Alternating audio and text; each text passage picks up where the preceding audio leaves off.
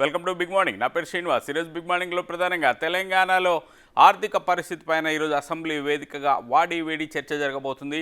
తెలంగాణలో ఏర్పడిన కొత్త ప్రభుత్వం సీఎం రేవంత్ రెడ్డి నాయకత్వంలో ఈరోజు అసెంబ్లీలో ఒక పవర్ పాయింట్ ప్రజెంటేషన్ ఇవ్వబోతుంది. తెలంగాణలో గత 10 ఏళ్లుగా 2014 నుంచి ఇప్పటి వరకు ఆర్థిక పరిస్థితి ఏంటి, ఎలా ఆర్థిక వనరులు ఉన్నాయి, ఎలాంటి నిధులు ఖర్చు పెట్టారు, ఎంత స్థాయిలో అప్పులు ఉన్నాయి, ఎంత స్థాయిలో అభివృద్ధికి సంక్షేమానికి ఖర్చు పెట్టారు, వీటన్నిటిపైన లెక్కలు బయటకు తీసింది. వాటన్నిటిని కూడా అసెంబ్లీ వేదికగా రాష్ట్ర ప్రజలకు తెలియజేసేందుకు ముఖ్యమంత్రి రేవంత్ రెడ్డి సిద్ధమవుతున్నారు. దీనికి సంబంధించిన పవర్ పాయింట్ ప్రజెంటేషన్ ఇప్పటికే ఆయన సిద్ధం చేసుకున్నారు. దాదాపుగా 8 లక్షల కోట్లకు పైగా అప్పులు చేసినట్టుగా ప్రాథమికంగా కాంగ్రెస్ ప్రభుత్వం నిర్ధారించింది. మరొక 1,00,000 కోట్ల వరకు బకాయిలు, రకరకాల పెండింగ్ నిధులు ఉన్నట్టుగా కూడా తేల్చింది. అలాగే వీటన్నిటికి సంబంధించి ఎందుకు ఇంత స్థాయిలో అప్పులు చేయాల్సి వచ్చింది, ఎక్కడ దుబారా జరిగింది, ఎక్కడ మితిమీరి ఖర్చులు పెట్టారు, ఎందుకు అప్పులు ఈ స్థాయిలో చేశారన్నిటిపైన కూడా పూర్తి స్థాయిలో ఆయన రాష్ట్ర ప్రజలకు వివరించబోతున్నారు. ఇదే సమయంలో తాము కూడా పవర్ పాయింట్ ప్రజెంటేషన్కి సిద్ధంగా ఉన్నామని బీఆర్ఎస్ పార్టీ చెప్తుంది.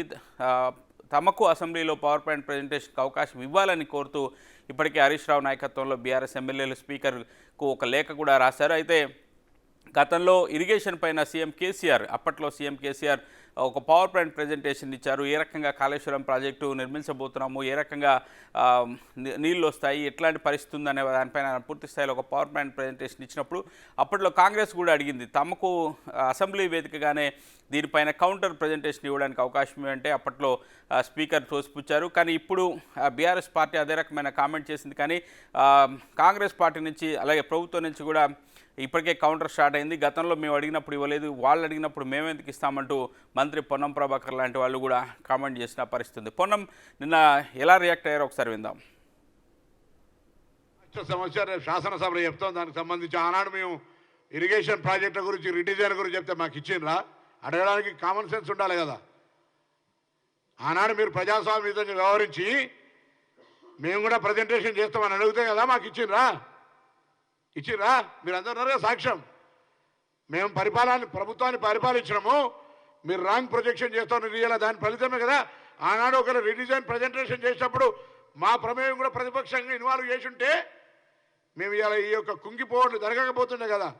ఇదేమో ఈ రాష్ట్ర ప్రభుత్వం బయటికి చెప్పుకుంటున్న గొప్పలు కాదు, ఆర్థిక పరిస్థితి ఏ విధంగా ఉన్నదని శ్వేతపత్రం ప్రజాస్వామ్యంగా ప్రజలకు చెప్పడానికి వేదిక చేసుకుంటున్నాం. దాన్ని రాజకీయం ఎందుకు భయపడతారు? దొంగలంటే ఎందుకు భుజాలు జరుపుకుంటారు? ఎదురుదారి ఇంకా అధికారంలో ఉన్నాను అది పోతలేదా ఫోబియా? ప్రజలు మీకు తీర్పిచ్చిర్రు, మార్చిండ్రు, మార్పు కోరుకున్నారు, గమనించమని కోరుతా ఉన్నా. ఊరికేనే 2 రోజులకి ఏమైంది, రైతు బంధు ఎప్పుడు వేస్తావు, ఇంకొకటి వచ్చి ప్రభుత్వం కూలిపోతుంది, గవర్నర్ ప్రసంగం మాకు చెప్పకుండా ఎట్లయితే అనుకుంటున్నారు. ఇవన్నీ ప్రభుత్వం మారింది, కొద్దిగా ప్రభుత్వం మారిందని మీరు చెప్తలేనంటారు పత్రికలల్లా. అధికారం మారింది, వాళ్ళు ట్రెజరీ బెంచ్ నుంచి పక్క బెంచ్ ప్రతిపక్ష బెంచ్కి అయినరు, మైకులు ఇలా కొడతాం, ఇలా కొడతాం. ఏందది? నడవదు. ఇవన్నీ అయిపోయే కాలం మారుతుంది. రైట్. అసెంబ్లీ వేదికగా ఈరోజైతే వాడి వేడి చర్చ జరగబోతుంది. అసెంబ్లీలో అనుసరించాల్సిన వ్యూహంపై మాజీ సీఎం కేసీఆర్ ఇప్పటికే తన పార్టీకి సంబంధించిన ముఖ్యమైన ఎమ్మెల్యేలతో కూడా సమావేశమైనట్టుగా తెలుస్తుంది. ఏ రకమైన కౌంటర్ ఇవ్వబోతున్నారు? అసెంబ్లీలో అయితే వాళ్లకు పవర్ పాయింట్ ప్రజెంటేషన్ ఇచ్చేందుకు అవకాశం అయితే లేదు. సరే, బయట ఏమైనా పవర్ పాయింట్ ప్రజెంటేషన్ ఇస్తారా, ఎలాంటి కౌంటర్ ఇస్తారా? కేటీఆర్ అంటున్నారు ఇప్పటి వరకు అంతా ఓపెన్గానే ఉంది, ఆడిట్ అంతా చాలా క్లియర్గా ఉంది, ఎప్పటికప్పుడు మేము అసెంబ్లీ వేదికగా రికార్డ్స్ అన్ని ప్రజల ముందు పెట్టున్నాము, కొత్తగా మేము దాచిపెట్టింది ఏం లేదు, కొత్తగా చూపించేది ఏం లేదు, అనవసరమైన హడావుడి చేస్తున్నారంటూ కేటీఆర్ ఒక కౌంటర్ ఇచ్చే ప్రయత్నం అయితే చేస్తున్న పరిస్థితి ఉంది. ఎందుకు ఇట్లా బీఆర్ఎస్ నాయకులు భయపడుతున్నారు, ఎందుకు కేటీఆర్ భయపడుతున్నారని ఇటువైపు కాంగ్రెస్ కూడా ప్రశ్నిస్తున్న పరిస్థితి ఉంది. దీనిపై ఈరోజు చర్చించే ప్రయత్నం చేద్దాం. పిసిసి ప్రధాన కార్యదర్శి చరణ్ కౌశిక్ యాదవ్ ప్రస్తుతం మనకు లైవ్లో అందుబాటులో ఉన్నారు. చరణ్ గారు నమస్కారం. నమస్కారం. అలాగే బీఆర్ఎస్ పార్టీ సీనియర్ నాయకులు తాడూరు శ్రీనివాస్ గారు కూడా ప్రస్తుతం మనకు లైవ్లో అందుబాటులో ఉన్నారు. శ్రీనివాస్ గారు నమస్కారం. నమస్తే అండి. రైట్. శ్రీనివాస్ గారు, ఏంటి ఈరోజు ఆర్థిక వ్యవస్థ పైన, అప్పుల పైన ఎలాంటి పరిస్థితి ఉంది, బడ్జెట్ ఏ రకంగా ఖర్చు పెట్టారు, ఎక్కడ దుబారా జరిగింది, ఎక్కడ ఎక్సెస్ ఉంది, ఎక్కడ ఈ అప్పులు చేయాల్సిన పరిస్థితి ఏర్పడింది, కారణం ఏంటి, వీటన్నిటిపైన ప్రభుత్వం ఒక శ్వేతపత్రాన్ని ఒక పవర్ పాయింట్ ప్రజెంటేషన్ రూపంలో అసెంబ్లీలో ఇవ్వబోతుంది. దీన్ని వెల్కమ్ చేస్తున్నట్టు లేదు. ఓపెన్గా అయితే బయటకు మాత్రం ఏదో చెప్తున్నారు కానీ ఎందుకు ఇవన్నీ ఇప్పుడు చెప్తున్నారు, మేము ఆల్రెడీ చేశాం కదా, ఇచ్చాం కదా, ఆడిట్ ఉంది కదా, ఈ శ్వేతపత్రాలతో డ్రామాలు ఎందుకు, ఇట్లాంటి కామెంట్స్ ఎందుకు వస్తున్నాయి? మీరు క్లీన్గా ఉంటే ఓపెన్గా ఒప్పుకోవచ్చు కదా. ఒప్పుకో ఒప్పుకున్నా ఒప్పుకోకపోయినా వారు శ్వేతపత్రాలు పెడితే పెట్టనియండి, దాంట్లో తప్పేం లేదు. కాకపోతే ఏంటంటే అసెంబ్లీలో ఇప్పటిదాకా మరి 10 ఏళ్ల నుంచి వాళ్ళు ఉన్నారు కదా రిప్రజెంటేషన్. 10 ఏళ్ల నుంచి ప్రతి సంవత్సరం బడ్జెట్ ప్రవేశపెడతాం కదా మార్చి ఫిబ్రవరిలో. ఆ బడ్జెట్ కాపీలు అన్ని కూడా వాళ్ళు చదువుకున్నోళ్ళే కదా. ఆ చదువుకున్నోళ్ళు మళ్ళీ ఎమ్మెల్యేలు అయ్యారు, మంత్రులు కూడా అయ్యారు కదా వాళ్ళ దాంట్లో. మరి అవన్నీ బడ్జెట్ కాపీలు ఏంది, కాగ్ రిపోర్ట్లు ఏంది, ఇవన్నీ బడ్జెట్ మీద వారికి అంచనా లేదా? హామీలు ఇచ్చినప్పుడు అలవి కానీ హామీలు ఇయ్యాలెందుకు? ఇయ్యాల ప్రజల ముందు అవి ఇయ్యలేక వాళ్ళ ఖజానాలో ఏం ఖాళీ పెట్టిరు, ఈ ఖాళీ ఖజానా ఉంది కాబట్టి మేము ఇయ్యలేకపోతున్నాం అనే ఒక సాకును వెతుక్కునే ప్రయత్నం చేస్తున్నట్టుగా మాకు తెలుస్తూ ఉంది. రెండోది ఏంటంటే ప్రతిపక్షాన్ని, ఆషామాషి ప్రతిపక్షాన్ని ప్రజలు కోరుకోలే. ఇలా బలమైన ప్రతిపక్షాన్ని కోరుకున్నారు. కోరుకున్నప్పుడు మేము అసెంబ్లీలో పోయి మౌనవ్రతం చేయాలా? అసెంబ్లీ ఉన్నది ఎందుకు? ప్రజల పక్షాన మాట్లాడడానికి. ప్రజలు ఏం ఎదుర్కొంటున్నారు ఈరోజు సమస్యలు? సరే, మమ్మల్ని దోషిగా నిలబెట్టే ప్రయత్నంలో వారున్నారు. మేమేమో ప్రజలకు ఇబ్బందులు రాకుండా ఆన్గోయింగ్ స్కీమ్స్ ఏవైతే ఉన్నాయో, పెన్షన్ ఇప్పటి వరకు రావట్లేదు. ముసలి వారికి చాలా ఇబ్బందిగా ఉంది మందులు అవి ఇవి కొనుక్కోవడానికి. రైతు బంధు ముందస్తు పెట్టుబడి యాసంగి పంటలు వేస్తా ఉన్నారు. వాళ్ళు సావుకారుల చుట్టూ తిరుగుతూ ఉంటే సావుకారులు ఏమో వచ్చే నెల ప్రభుత్వం ఇస్తుంది, నెలలో ఇస్తామంటే నెల కాదు ఏడాది వరకు మిత్తి కట్టి తీసుకుంటేనే ఇస్తామని బ్యాంకులు 2 లక్షల రుణమాఫీ చేస్తారని వాళ్ళేమో బ్యాంకులో రూపాయి ఇవ్వట్లేదు. ఈ రకంగా పంటలేమో కళ్ళాలల్లా వచ్చినాయి. మన వానాకాలం పంట, మరి వాటినేమో బోనస్ ఇస్తా అన్నారు, ఇయ్యలేదు. ఆ తర్వాత కరెంటు బిల్లులు కట్టకూరి, మేము రాగానే మీకు 200 యూనిట్లు ఇస్తాం, అస్సలు బిల్లే కట్టొద్దు మీరు అని ఎన్నికల ముందు ప్రసంగాలు బహిరంగం లక్షలాది ప్రజలకు చెప్పారు. వాళ్ళు ఇప్పుడు బిల్లులు వెనక ముందు ప్రభుత్వం ఏమన్నా సబ్సిడీ ఇస్తుందేమో అని ఎదురు చూస్తే ఈ రోజు అధికారులను పంపి జబర్దస్తి బిల్లులు వసూలు చేస్తా ఉన్నారు. ఆ తర్వాత దాంట్లో విధి విధానాలు లేవు. మరి రేపు కమర్షియల్ పెంచి వీళ్ళకి ఇస్తారా, వీళ్ళకి పెంచి వాళ్ళకి ఇస్తారా, ఏ రకంగా చేస్తారో తెలియదు. మరి ఈ రకంగా చెప్పుకుంటూ పోతే వారు 24 గంటలో హామీ మేము నెరవేరుస్తామని రాహుల్ గాంధీ గారి ప్రసంగాలు ఒకవైపు, రెండోది మొదటి క్యాబినెట్లోనే మేము అది ఇస్తాం ఇది ఇస్తామని చెప్పినారు.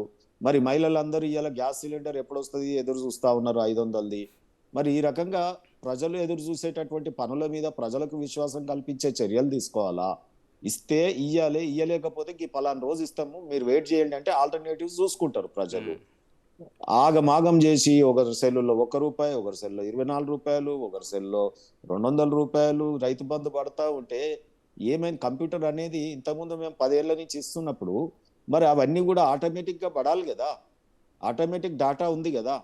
ఈరోజు అధికారులను ఆగమాగము తన కొత్త వాళ్ళు మార్కు చూపించుకోవడానికి ఈరోజు అధికారులను అందరినీ ఎక్స్పీరియన్స్ ఉన్న వాళ్ళని మేఘాల మీద బదిలీ చేయకుండా ఈ రైతు బంధు ఈ స్కీము అమలు చేసి ఇంకొక వారం రోజుల తర్వాత బదిలీలు చేసుకుంటే వద్దన్నారా? ఎవరు వద్దంటున్నారు? వారికి ఆ ప్రెరగేటివ్ ఉంది కదా. వారు మంత్రి పదవుల్ని మార్చుకోవచ్చు. రేపు ఎవరన్నా శ్రీనివాస్ గారు, ఇదండి కాదు మీ హయాంలో ఎప్పుడు డిసెంబర్ చివరిలోనే రైతు బంధు డబ్బులు పడాయి, ఆలస్యం ఏం జరగట్లేదు అనేది కాంగ్రెస్ వాదన. సరే, ఇంకోటి శ్వేతపత్రాలకు సంబంధించి మీకు ఏమైనా టెన్షన్ ఉందా? దాదాపు 10 లక్షల కోట్ల రూపాయల అప్పు తేలుతుందట అన్ని రకాలుగా. రకరకాల ఒక 5 లక్షల రూపాయలు నేరుగా అప్పులు చేసినవి, ఇంకో 2 లక్షలు 3 లక్షల కోట్లు కార్పొరేషన్ ద్వారా చేశారట, ఇంకో 1,00,00,000 కోట్లు రకరకాల బకాయిల ద్వారా మిగిలిపోయినాయట చాలా చోట్ల. 10 లక్షల కోట్లు అంటే చిన్న విషయం కాదు. దేశంలో చేసినటువంటి కేంద్ర ప్రభుత్వం 140 లక్షల కోట్ల అప్పులు కానీ కాంగ్రెస్ ప్రభుత్వం వారికి ఒప్పచెప్పినప్పుడు 70-80 లక్షల కోట్లు కానీ ఇవాళ కాంగ్రెస్ బీజేపీ పాలిత రాష్ట్రాలలో ఒక్కొక్క రాష్ట్రంలో 10 లక్షల కోట్లు ఏ రకంగా విచిత్ర అప్పులు చేసినారు. అక్కడ ఏం లేదు.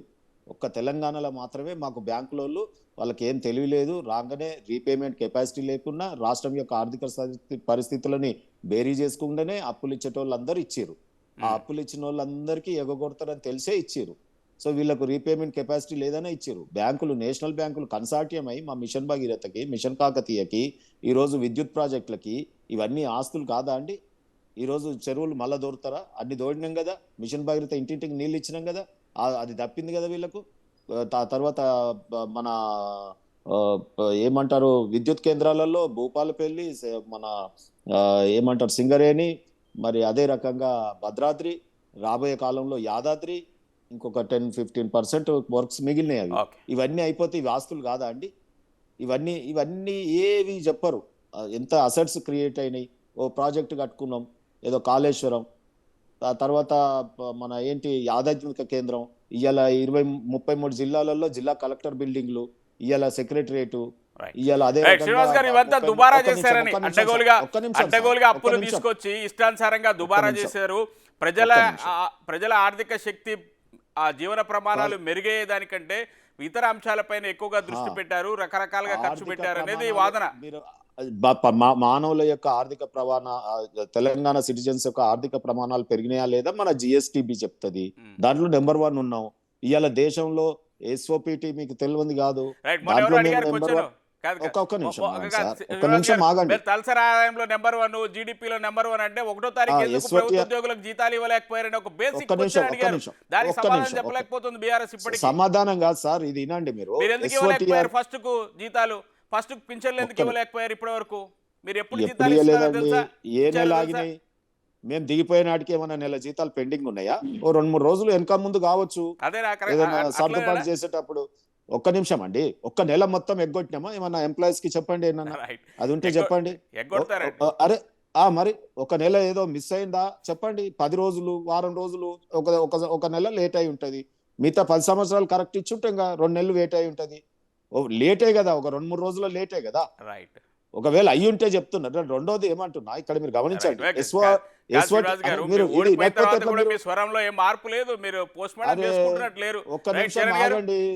ఒక్క నిమిషం ఆగండి. మీరు జర్నలిస్ట్ గా న్యూట్రల్ గా ఉంటారా? నేను ఒక్క నిమిషం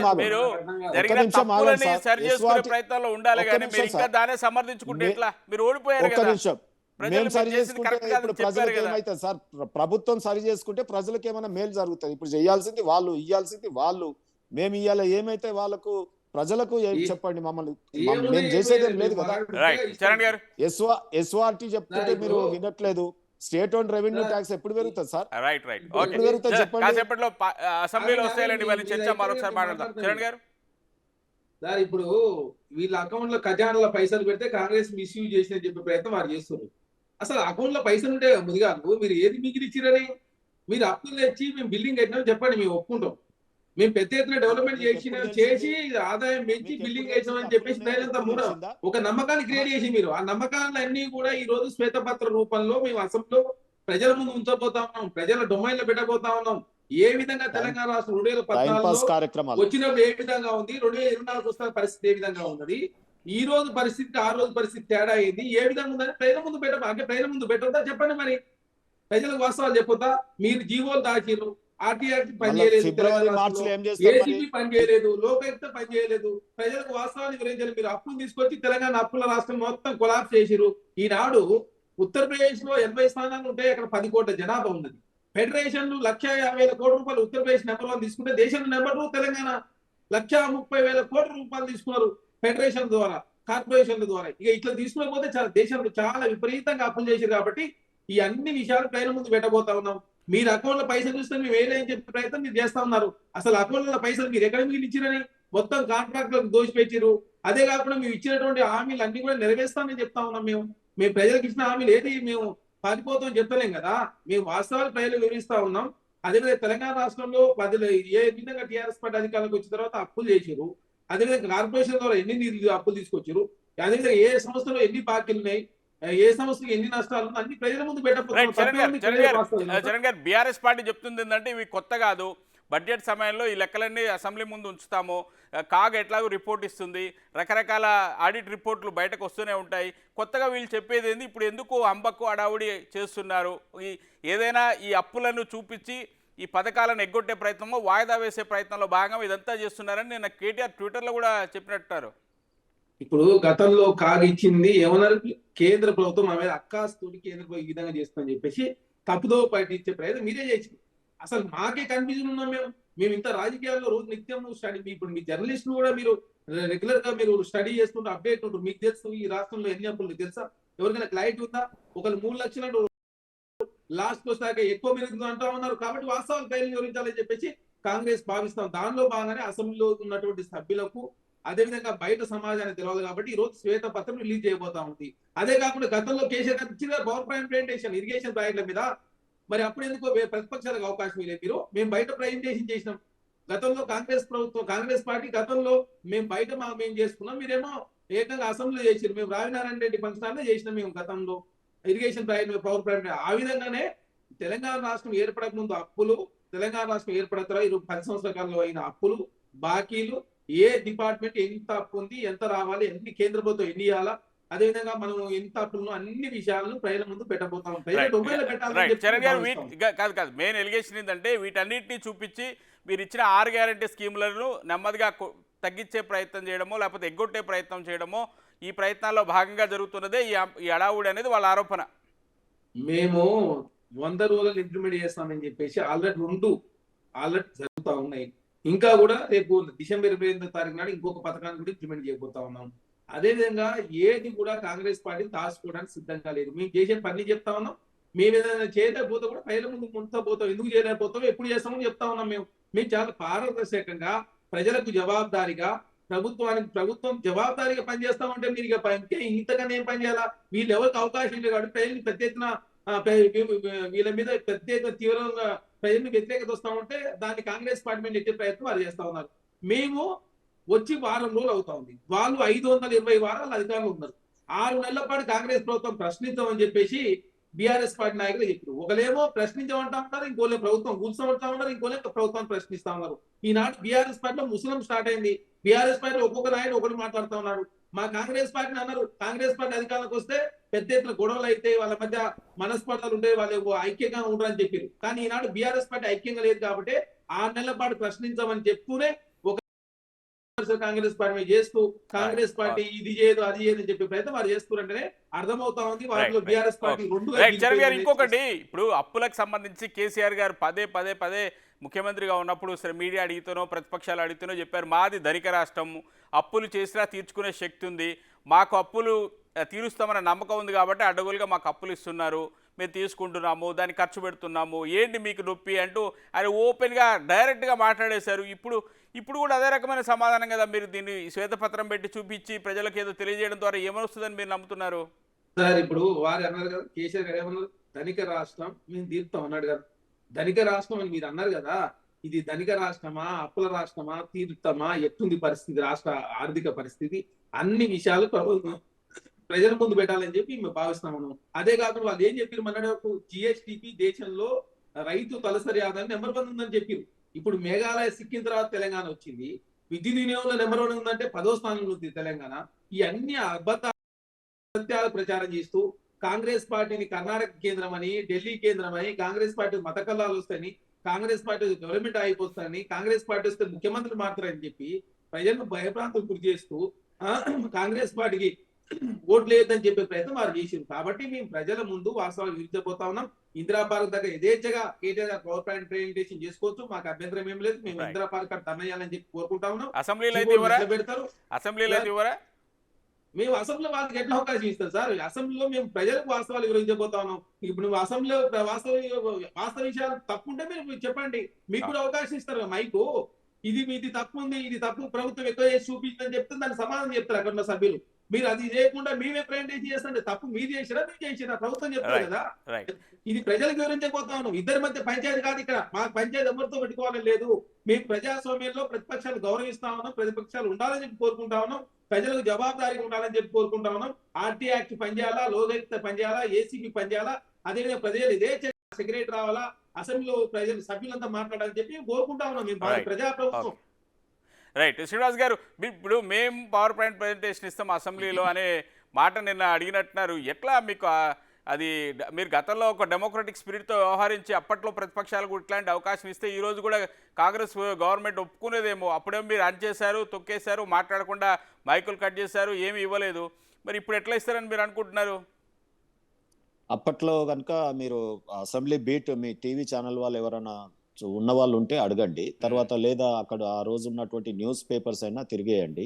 మేము పవర్ పాయింట్ ప్రజెంటేషన్ ముఖ్యమంత్రి గారు ఇస్తుంటే వారు ఉత్తమ్ కుమార్ రెడ్డి గారు, మిగతా సభ్యులందరూ కూడా, జానారెడ్డి గారు కూడా ఉండే అనుకుంటా, అందరూ మేము ప్రిపేర్ అయి రాలేదు, మాకు సమయం ఇవ్వండి అని ఇవ్వలేదు, వాళ్ళకి అవకాశం ఇవ్వలేదు అసలు. పవర్ ప్లాంట్ అరే, ప్రెజెంటేషన్ మేమే ఇస్తామని వాళ్ళు అడిగారు, మీరు ఇవ్వలేదు అవకాశం. ఏం చేశారు? లేదు. ప్రిపేర్ అనేది అది వినండి. ఎప్పుడో జరిగిన వ్యవహారం లేండి. ఉత్తమ్ కుమార్ రెడ్డి నేను మాట్లాడిన మాట అది. చెప్తున్నాను. లేదు ఏం ఉత్తమ్ కుమార్ రెడ్డి గారు కాదా లీడర్ కాదా ఆ రోజు? జరిగింది అన్నారా? కాదండి. జానారెడ్డి గారు అదే, జానారెడ్డి గారు కావచ్చు, ఉత్తమ్ గారు కావచ్చు, కాంగ్రెస్ పార్టీ భక్తి విక్రమార్క గారు పార్టీ CLB లెజిస్లేచర్ నాయకుడు ఉన్నప్పుడు ఒక లెజిస్లేచర్ సందర్భంగా సబ్జెక్ట్ నేను ప్రిపేర్ కాలేదు పార్టీ చెప్పిన మాట అసలు అది వేరే సబ్జెక్ట్ మరి.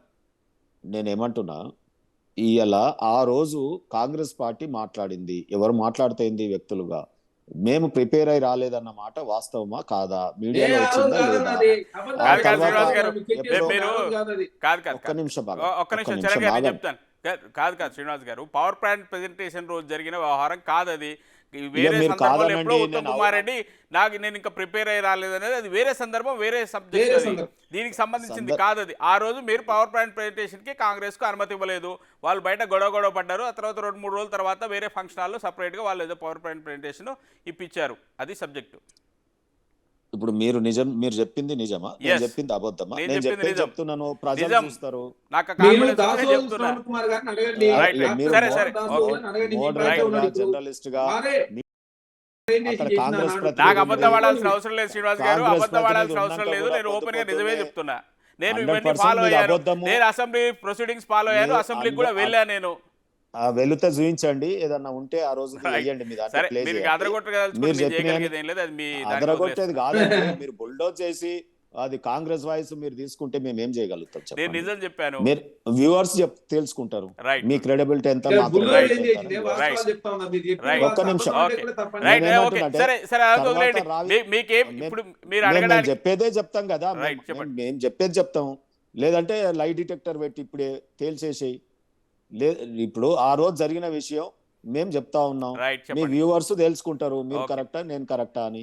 రెండోది ఏంటంటే ఓ ఇట్లా ఆ రోజు- అబద్ధాలు చెప్పి రాష్ట్ర ప్రజలు ఒక్క 10 నిమిషం. సంవత్సరాల కాలం పాటు మీరు టైం పాస్ చేసారు. Okay. మేము వాస్తవ సరే, ప్రజలు సరే సరే సరే చూద్దాం. సరే చరణ్ గారు, వెయిట్ మమ్మల్ని చెప్పండి. ఏదో- శ్రీనివాస్ గారు చెప్పండి. మమ్మల్ని ఏదో మీకు మాకు ఎంత దగ్గరలో ఉన్నామండి, ప్రజలు చాలా ఎక్కడ విజ్ఞులు. దగ్గర ఉంటే హైదరాబాద్ అసెంబ్లీలో- తీసేస్తే ఎన్ని శాతం వ్యత్యాసం ఉంది మాకు మీకు? మీరంతా మీరు అన్ని ఇంతకుముందు అబద్ధాలు అన్నారు కదా, చెప్పేటప్పుడు ఒక ఇంతకుముందు హైదరాబాద్ మీరు అన్నారు, TRS మీరు పార్టీ, ఏమన్నారు? కాంగ్రెస్ పార్టీ వ్యత్యాసం 8% ఓట్ల ఒక్క శాతం. నిమిషం. మీరు వచ్చిన ఒక్క ఏదో నిమిషం. 2% అని చెప్పే ప్రయత్నం మీరు చేస్తున్నారు. ఒక్క హైదరాబాద్ నిమిషం. తీసేయండి మీరు. మీరు మాట్లాడటం నేను చరణ్ ఏం గారు, వెయిట్ మాట్లాడలేదు. వెయిట్. నేను మాట్లాడేది మిమ్మల్ని ఇబ్బంది పెడుతుంది, పెడుతుంది. మాకు నిజాలు ఇబ్బంది కాదు, మాట్లాడటం మీరు ఇబ్బంది అబద్ధాలు పెడుతుంది. చెప్పొద్దని చెప్తా ఒక్క ఉన్నాం. నిమిషం. అది అబద్ధమా నిజమా అనేది ప్రజలు తెలుసుకుంటారు లేండి. మీరు అన్నారు మా దాంట్లో ముస్లిం పుడుతుందని. మా దాంట్లో పుడుతుందా మీ దాంట్లో? ఎప్పుడైనా అధికారంలో ఉన్న దాంట్లో ముస్లిం పుడుతుంది. ప్రతిపక్షానికి ఏముందంటే ఎట్లాగో ప్రతిపక్షమే, ముస్లిం పుట్టినా మళ్ళీ ప్రతిపక్షమే. కానీ ముస్లిం మీ దాంట్లో పుడుతుందా లేదా అనేది జాగ్రత్తగా చూసుకోండి. రైట్. రెండోది ఏంటంటే ఈ రోజు ఒకటి మీరు గమనించండి, ఆ రోజు నేను అడిగిన ఒక ప్రశ్నకి, అసెంబ్లీలో ప్రతి ఇయర్ మార్చిలో బడ్జెట్ ప్రవేశపెడతారు, ఈ రోజు డిసెంబరు, ఇక 2 నెలల్లో మీరు బడ్జెట్ ప్రవేశపెట్టడానికి వీలుంది ఫిబ్రవరిలో. ఆ బడ్జెట్ డాక్యుమెంట్ అనేది అథెంటికేట్ డాక్యుమెంటే కదా, ఆ బడ్జెట్లో తేలిపోతుంది కదా ప్రభుత్వ ఆదాయం ఎంత, ప్రభుత్వం ఏ రకంగా ఖర్చు పెట్టబోతుంది అని చెప్తాము. ఆ తర్వాత పద్దులు ప్రవేశపెట్టినప్పుడు ఎంత ఖర్చు పెట్టినాము, పోయిన బడ్జెట్ ఎస్టిమేషన్ ఎంత ఉండే, ఎంత ఖర్చు పెట్టినాం అనేది కూడా మీకు తెలిసిపోతుంది. మీరు ప్రభుత్వంలో ఉన్నారు.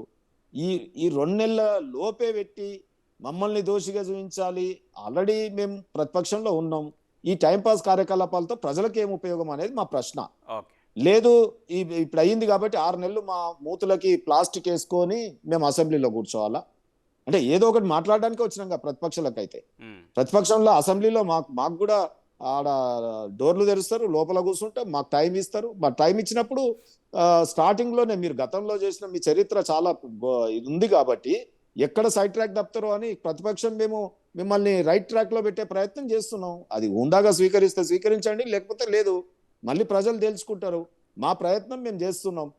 ప్రజలు దేని గురించి ఎదురు చూస్తున్నారు? ప్రజలు ఇప్పుడు ప్రతి ఒక్కరు కొత్త ప్రభుత్వం వచ్చింది, మాకెప్పుడు సిలిండర్ వస్తుందా, మాకెప్పుడు పెన్షన్ వస్తుందా, అసెంబ్లీ జరుగుతుంది, అసెంబ్లీలో మాట్లాడే అవకాశం ఉంది, ఇవన్నీ మీరు నిలదీయచ్చు అని. కానీ కేటీఆర్ గారు ఈ ఫేక్ వీడియోలు ఎందుకు షేర్ చేస్తున్నట్లు, ఎందుకు అబాస్పాలు కావడము కారణం ఏంటి? తొందర ఎందుకు? కొంచెం వెయిట్ చేయొచ్చు కదా, ఇంకా టైం ఉంది కదా, ఒక నెల టైం ఇవ్వచ్చు కదా మీరు.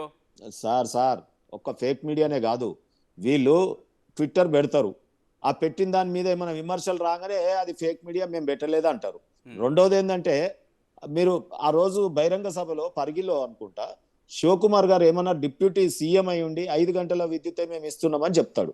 తర్వాత వీళ్ళు ఏమంటారు, లక్షల మందికి ఏమో 5 గంటలు ఇస్తున్నామని చెప్తారు. తర్వాత మీడియాలో ట్విట్టర్లోనే మేము అట్లా అనలేదు, మా ప్రసంగం అది తప్పు, ఫేక్ గా వాళ్ళు ట్విట్టర్లో పెట్టినారని చెప్తారు. ఇవాళ జార్జ్ గారు కరెంటు మంత్రి కర్ణాటకలో మాట్లాడినప్పుడు అదే మాట్లాడారు, మేము 5 గంటలకే ఇస్తున్నామని. అది కాదంటారు. ఆయన మాట్లాడిన వీడియోని దాన్ని ఏదో చేస్తే వాళ్ళు కర్ణాటక వాళ్ళు కేసులు పెట్టారు, మీ సోషల్ మీడియా కార్యకర్తని బెంగళూరు పోలీసులు అరెస్ట్ చేసి తీసుకుపోయారు నిన్న మొన్న. ఇప్పుడు ఏమైనా చేయగలుగుతారు సార్, ప్రభుత్వంలో ఉన్నారు, అది ప్రూవ్ అయినప్పుడు మీకే తెలుస్తుంది. ఇవాళ ఏది కేసు ఎఫ్ఐఆర్ పెట్టగలుగుతారు, కేసు వేయగలుగుతారు, అరెస్ట్ చేసి తీసుకెళ్లగలుగుతారు. ఫేకులు సృష్టించే దాల్లే అక్కడ ప్రజల్ని ఏమర్చడానికి నానా హంగామా పడుతున్నారు. ఇది కాంగ్రెస్ పార్టీ ఇటువంటివి చేయడంలో మాయిరు, వాళ్ళని మించిన వాళ్ళు లేరు. మీరు వాళ్ళని నమ్మినంటే దేశం గోసపడుతుంది. గతంలో మేము పడ్డాం, మాకు తెలుసు. సార్ ఇప్పుడు వారు ఏం మాట్లాడుతా ఉన్నారు, సిద్ధరామయ్యది మీరు తప్పు వక్రీకరించింది మీరే, అంతకుముందు డికే శివకుమార్ పాకిస్తాన్ కమిటీ సమితి తక్కువ వక్రీకరించింది మీరే, ప్రజలు వాస్తవాలు చెప్పండి మీరే, అప్పులు చేసింది మీరే, మొత్తం వృధా చేసింది మీరే. మీరు చాలా ఉన్నాయి ఇలా ప్రవేశపెడుతున్నాం కదా. తెలంగాణ రాష్ట్ర బీఆర్ఎస్ పార్టీ చీదరించుకునే రోజులు దగ్గర ఉన్నాయి కాబట్టి మీకు భయం వేస్తుంది. ఎందుకు మీరు మంచి చేసినప్పుడు ఎందుకు భయపడాలి? మరి మేమన్నా తప్పులు లెక్కలు చూపిస్తున్నావా, లేకపోతే ఏమన్నా అవాస్తవాలు ప్రచారం చేస్తున్నావా? ప్రజలకు వాస్తవాలు తెలియదంటే ఎట్లా అండి? ప్రజలతో ఓట్లు వేయించుకుంటారు, ప్రజలు ఓట్లు కావాలి, 10 సంవత్సరాలు అధికారం కావాలి, మాత్రం ప్రజలు మాత్రం వాస్తవాలు తెలియదంట. నువ్వు అర్థం ఉందా? మీరు మాట్లాడదాంట్లో ఈ టీఆర్ఎస్ పార్టీ నాయకులు అంటే ప్రజాస్వామ్యం బతుకుండొద్దు, ప్రజాస్వామ్యం ఏం తెలియదు, అన్ని నిర్బంధాలు ఉండాలా, ఇందిరాబాద్ గారు ధర్నా చేయొద్దు, జీవోలు నెట్ల పెట్టం మేము, జర్నలిస్టులతో మాట్లాడడం మేము, ప్రెస్ మీట్లు పెట్టం మేము, ఎవరు ప్రగతితో రావద్దు, ఫామ్ హౌస్ పోవాలా, ఏంది ఇవన్నీ? మీరు నిర్బంధాలు కంటిన్యూ చేస్తామన్నారు కాబట్టి మేము ప్రజల ముందు వాస్తవాలు ఎదురుస్తాము. అది ప్రజాప్రభుత్వం, ప్రజలకు అన్ని విషయాలు మేము మంచి చేసినా చెప్తాం, చెడు చేసినా చెప్తాం. ఇంకా మాట్లాడతాం. కాంగ్రెస్ పార్టీలో ముస్లిం స్టార్ట్ అయింది, మీ దాంట్లో ముస్లిం స్టార్ట్ అయింది. రేపు ఫ్లోర్ లీడర్ ఇప్పుడు జరుగుతా ఉంది కదా, కొన్ని రోజుల తెలుస్తుంది. ఇప్పుడు ఏమంటే టీఆర్ఎస్ పార్టీ ఓళ్ళు హరీష్ రావు గారు, కేటీఆర్ గారే ఉన్నారు, మరి 39 మంది సభ్యులు ఉన్నారని అంటా ఉన్నారు. ఎవరు మాట్లాడతలేదు అక్కడ. కడియం సీఏ గారు కూడా అవకాశం ఇస్తలేదు. మరి మీ పార్టీ మోనోపాలి పార్టీ కాబట్టి మీ పార్టీలో ఇట్లాంటివి ఉంటాయి, మా పార్టీ నాకు ఉండదు కదా. ఇప్పుడు డెమోక్రటిక్ స్పిరిట్ తో కాంగ్రెస్ పాలన ఉంది, మేమంతా ఒక ప్రజాస్వామ్యయుతంగా ముందుకు వెళ్తున్నాం అని చెప్తున్నప్పుడు హౌస్ లో వాళ్ళకు కూడా ఒక పవర్ పాయింట్ ప్రజెంటేషన్ ఇవ్వడానికి మీరు అవకాశం ఇస్తే ఇంకా మీకు మంచి పేరు వచ్చే అవకాశం ఉంది కదా. మేము ఏమంటా ఉన్నాం, మేము ప్రెజెంటేషన్ చేసి మిమ్మల్ని మాట్లాడొద్దని చెప్తున్నాము. మేము ప్రెజెంటేషన్ చేసిన తర్వాత మీరు మాట్లాడతారు కదా, మీలాగా మీ గొంతు నొక్కుతలేమో. మేము ప్రభుత్వం ప్రెజెంటేషన్ చేస్తుంది, ప్రతిపక్షాలుగా మీరు మాట్లాడొచ్చు కదా, మాట్లాడటానికి అవకాశం ఇస్తున్నారు, డిబేట్ కి అవకాశం ఇస్తున్నప్పుడు మళ్ళీ మీరు ప్రెజెంటేషన్ చేసేది ఏంది? ఇట్నే ఉంటది. సిద్ధరామయ్య రిపోర్ట్ చేస్తున్నారు సార్. ఇప్పుడు చెప్తున్నారు కదా, నా మీద కూడా ట్రోలింగ్ చేసారు వీళ్ళు. ఆ క్రిషాంక్ అనే వాడు ఉన్నాడు, క్రిషాంక్ టీఆర్ఎస్ పార్టీ నాయకులు ఎంతసేపు 50 నిమిషాలు 50 సెకండ్లు ఖర్చు చేస్తున్నారు, ట్రోలింగ్ చేసి మేము భయపడతామా? మా రేవంత్ అన్న బ్రదరు ఆయన సొంత వాహనాలు పోతే కాన్వాయిలు పోయిందని చెప్పి ఆయన ట్రోలింగ్ చేస్తున్నారు, మా బలరావి గారికి ట్రోలింగ్ చేస్తున్నారు, మా రేవంత్ అందరు మా మీద ట్రోలింగ్ చేసి మేము భయపడతామా? వీళ్ళ తాటాకి సభ్యులకు మీరు ఏమైనా సోషల్ మీడియా అయితే మా మీద ట్రోలింగ్ చేసి మేము భయపడతాం. మేము 50 నిమిషాలు మాట్లాడింది 50 సెకండ్ల కట్ చేసి ప్రజలు తప్పుదో పట్టించే ప్రయత్నం మీరు చేస్తా ఉన్నారు. మీలా మేము ఎప్పుడు చేయలే. ప్రజాస్వామ్యం బతుకుండాలని చెప్పి కోరుకుంటా ఉన్నాం మేము. మీరు అసెంబ్లీ ఏదైతే మాట్లాడండి, మీకు చూసి కదమన్నా ఒక్క సభ్యులున్నా 39 మంది ఉన్నా మాకు ప్రజాస్వామ్యాన్ని బతికించాలా, ఒక్క సభ్యులు కూడా మాట్లాడాలని చెప్పి కోరుకుంటా ఉన్నాం. మాకు సభ్యులు ముఖ్యం కాదు, వాళ్ళ యొక్క హక్కును కాపాడే ప్రయత్నం మేము చేస్తామంటే మొత్తం మాకయ్యాలా, మొత్తం మేమే మాట్లాడతాం, వేరే సభ్యులే మాట్లాడేది ఏంటిది? అందరు సభ్యులే కదా, అక్కడ వచ్చి ప్రజల ద్వారా ఎన్నుకున్న సభ్యులు కాబట్టి వాళ్ళందరికీ అవకాశం ఉంది, మాట్లాడొచ్చు. అసెంబ్లీలో ప్రభుత్వం పెట్టినటువంటి శ్వేతపత్రం మీద వారు మాట్లాడొచ్చే అవకాశం ఉంది. వారి మైకి ఎవరు కట్ చేయరు, వాళ్ళు యథాచ్ఛ మాట్లాడుకోవచ్చు.